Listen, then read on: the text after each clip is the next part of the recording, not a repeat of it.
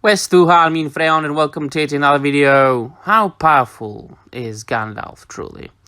Well, I'm sure that most of you know, most of my viewers and listeners, I'm sure, have read The Lord of the Rings, The Hobbit and The Silmarillion, The Unfinished Tales, and all the works that have been collected by Tolkien's son Christopher, and are very well acquainted with Tolkien's works. However, there still remains some people who only are acquainted with the films made by Peter Jackson and would like to know more about the origins and the powers of Gandalf.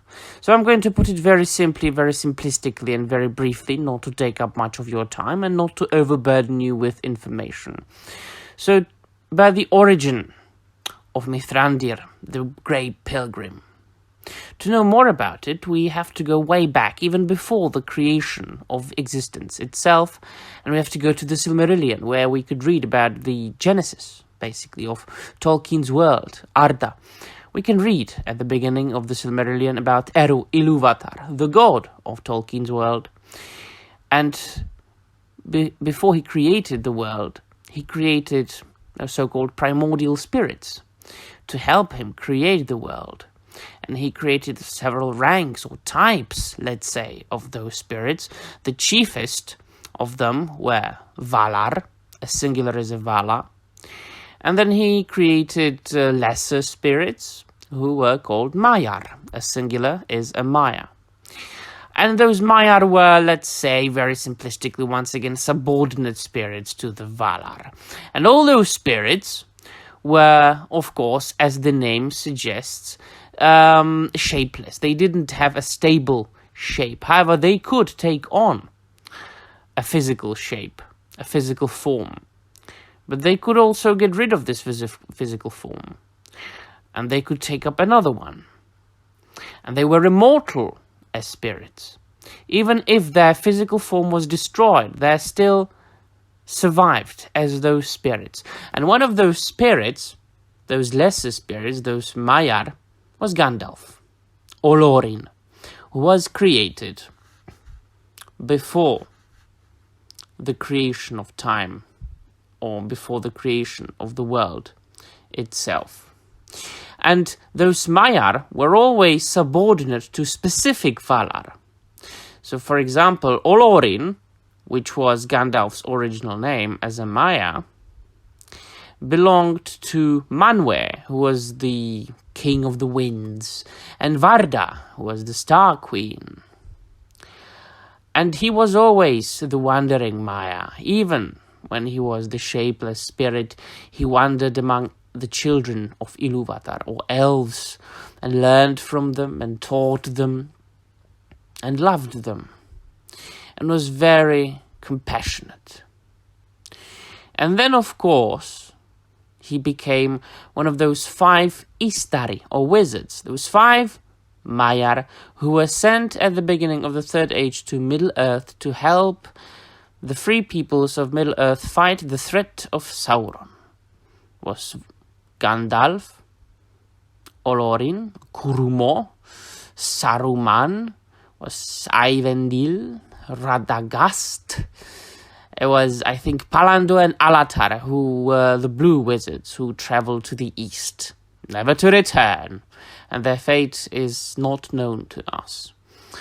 And unlike Saruman, who settled in Orthanc, Gandalf never really took a stable residence. He was always a wandering wizard.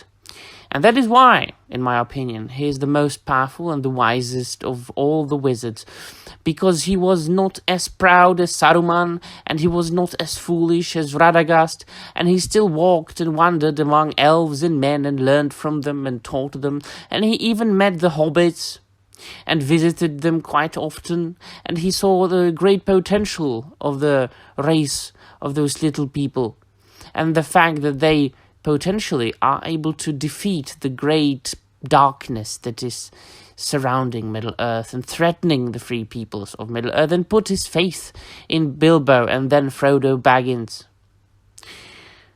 And all this we can see and read about in The Lord of the Rings, even in the films. the powers that were bestowed to Maiar, the shape-shifting, the magic they were able to perform. Gandalf, when he fought Balrog, do you remember? He was nearly destroyed by Balrog. But then he was sent back in a different shape as Gandalf the White, probably by Manwë. He was also that much powerful that he was able to wield one of the 3 elven rings that was given to him by Círdan upon his arrival to Middle-earth as one of the Istari. And there is one more very important fact that will ultimately show you how powerful Gandalf is, or how potentially powerful he could be. Because Sauron is also a Maiar. So Sauron is, simply said, of the same rank as Gandalf.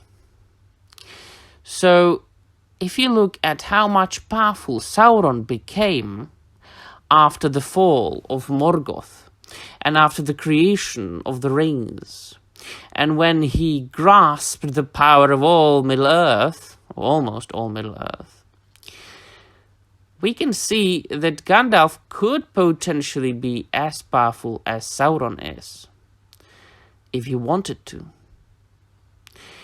But he didn't want to. Gandalf never wanted that much power, and that makes him even more powerful than Sauron. And you can remember from the books and from the films that Gandalf resisted the ring. Frodo wanted to give Gandalf the ring initially, but Gandalf didn't want it because he knew that he would use the ring, but the ring would rule through him, really. And he would become awfully powerful, and not to the good of himself or Middle-earth. So that is how much Olorin, Gandalf, which is the name that was given to him by men, and Mithrandir, which is the name that was given to him by elves, was. So let me know in the comments down below what you think, if you had known it before from your readings of Tolkien's writings, or if you had only been acquainted with Gandalf in the films made by Peter Jackson, and if this video was informative and interesting enough for you. And let me know if there is a character that you would like to know more, and if you want me to make more videos like this about other characters, such as Sauron himself, Aragorn maybe, Galadriel, or other important characters from Tolkien's work. And that will be all. Thank you very much for watching, and Namarie.